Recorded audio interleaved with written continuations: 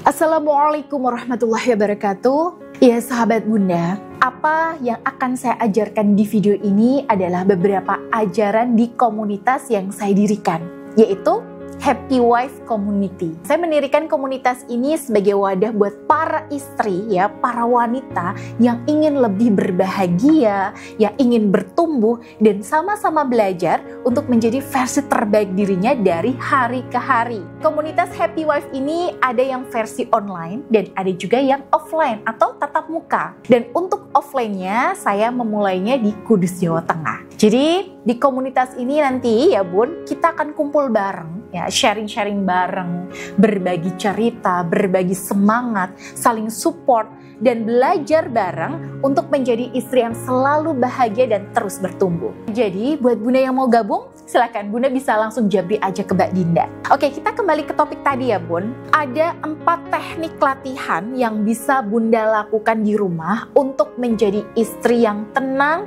yang bahagia, alias istri lazimah. Teknik latihan yang pertama nih Bun adalah mulailah dari menyadari bahwa tenang itu berasal dari dalam, bukan dari luar. Ya memang ya Bun, yang namanya hati itu bisa ditenangkan lewat rangsangan dari luar. Semisal nih, suami perhatian, suami peka, suami loyal, royal, terbuka dan sebagainya. Tapi kalau kita di sini masih menggantungkan ketenangan kita pada keadaan di luar diri kita, wah itu bahaya banget Bun.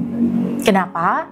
Karena suami kita, ya, keadaan sekitar kita, anak-anak kita, ya itu semua sifatnya fana, berubah-ubah, gak bisa jadi pegangan. Artinya ketenangan yang kita dapatkan dari bergantung pada hal-hal yang di luar kendali kita, itu adalah ketenangan palsu. Itu bukannya saya mengharamkan atau melarang Bunda untuk tenang dan bahagia karena melihat suami yang baik ya Bun, bukan.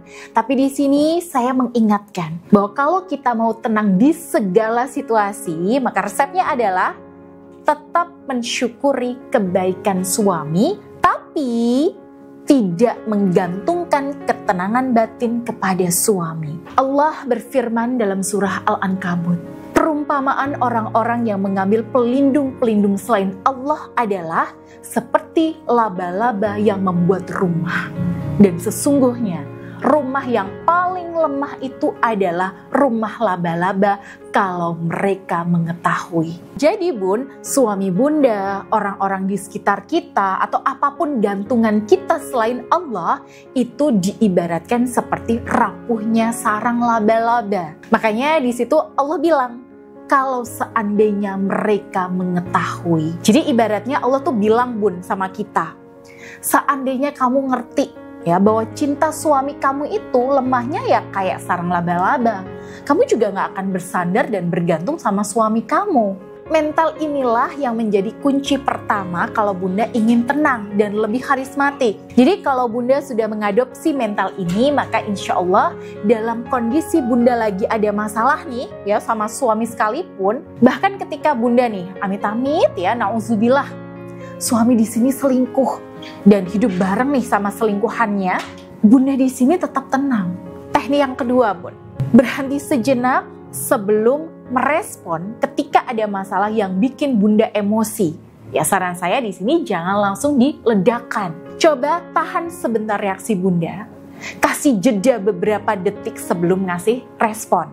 Misalnya nih, suami ngomong kasar ke Bunda atau ngomong nyelekit nih yang bikin Bunda tuh pengen emosi. Nah pasti kan Bunda akan merasa kayak aduh, tersengat gitu ya. Ekspresi Bunda juga kaget, shock. Dan di hati Bunda itu pastinya bakal merasa gak terima. Nah ini Bun, di detik itu Bunda langsung bilang ke diri Bunda sendiri, ih apaan sih, duh nyakitin banget. Nah tapi Bun tahan dulu ya, reaksinya nanti aja ya, ngeresponnya nanti aja.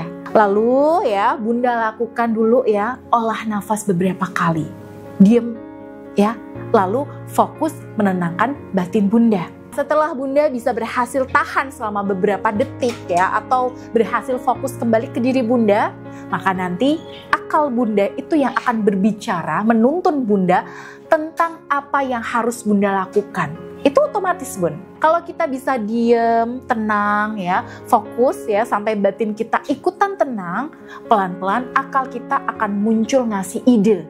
Nah, ini nggak gampang nih buat istri-istri yang dominan perasaannya ya. Itulah kenapa Bun, buat saya istri itu wajib hukumnya untuk banyak mencari ilmu. Karena ilmu itu bikin kita lebih terisi, tercerahkan, dan menyelamatkan kita dari kelalaian. Ya, ketika kita tidak dalam kondisi lalai, maka akal kita itu akan lebih jernih untuk berpikir. Nah, efeknya apa? Ya, ketika akal kita lebih hidup, maka kita itu nggak akan gampang baper. Bahkan lebih mudah dalam menghadapi suami yang makhluk logika ini. Teknik yang ketiga Bun, latihan gerakan tubuh yang perlahan.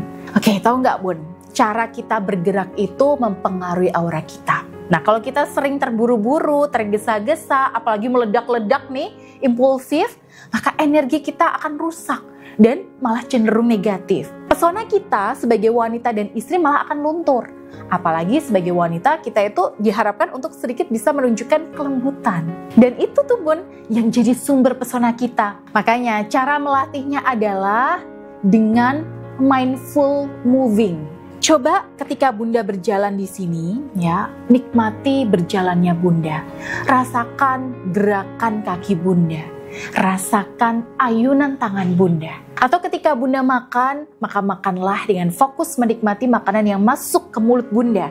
Di setiap kunyahan, itu Bunda nikmati makanannya. Di setiap kunyahan, nah itu Bunda resapi nikmatnya makan. Di hati dan pikiran Bunda, nah Bunda bisa bilang begini nih, misalnya, Alhamdulillah, lidahku masih bisa merasakan makanan ini. Mulutku masih bisa mengunyah makanan ini. Kalau nggak diizinkan sama Allah, aku juga nggak akan senikmat ini. Nah itu Bun, salah satu contoh mindful moving. Oke, contoh lainnya nih, sholat Bun. Sholat itu mengajari kita untuk menjadi istri yang tenang, yang anggun, dan punya aura positif yang terpancar terang. Loh, kok bisa? Karena dalam sholat itu ada satu rukun, yaitu tumak ninah. Tenang ya, nggak buru-buru. Pas kita ruku, itu kita nggak langsung baca bacaan ruku, tapi diam dulu sejenak. Nah, diamnya inilah yang wajib, bukan bacaannya. Sholat itu kan kalau kita nggak baca bacaan ruku, ya sholat kita tetap sah ya Bun.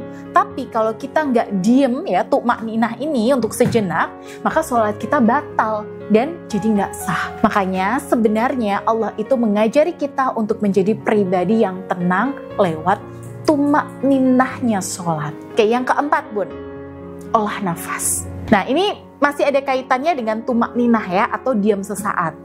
Oke, jadi Bun, kalau kita ingin menjadi orang yang tenang, ya lebih mudah bahagia dan lebih disegani siapapun ya, termasuk suami, kuncinya adalah jeda. Ya, kasih diri Bunda untuk jeda dari kesibukan duniawi, ya untuk fokus ke dalam diri Bunda. Dan salah satu caranya yaitu dengan fokus olah nafas. Karena nafas itu adalah pintu masuk menuju ketenangan jiwa. Oke, kalau nggak percaya nih, coba Bunda bandingkan saat Bunda marah dan saat Bunda lagi tenang. Nah, pas kita lagi marah, nafas kita itu kayak jadi pendek, cepet gitu. Tapi ketika kita mengatur nafas ya, tarik nafas dari dalam, hembuskan secara perlahan sambil zikir, maka emosi kita akan lebih terkendali. Saran saya Bun, ini juga perlu dilatih ya setiap hari. Bunda silahkan nanti bisa duduk yang tenang, lalu tarik nafas ya, dengan menyebut nama Allah, lalu hembuskan dengan lembut sambil hati ini berzikir. Nah dengan begitu hati akan damai, tubuh pun akan lebih sehat, dan aura karismatik semakin kuat. Bisa dilakukan ya Bunda? Nah silahkan Bunda bisa praktekkan di rumah. Nah buat Bunda yang ingin bergabung di komunitas Happy Wife atau ingin dibimbing secara privat untuk memiliki aura ketenangan, aura kebahagiaan, dan aura karisma yang kuat, silahkan Bun bisa hubungi saya melalui WA. Bunda, klik saja link yang ada di deskripsi video ini. Baik, semoga bermanfaat. Wassalamualaikum warahmatullahi wabarakatuh.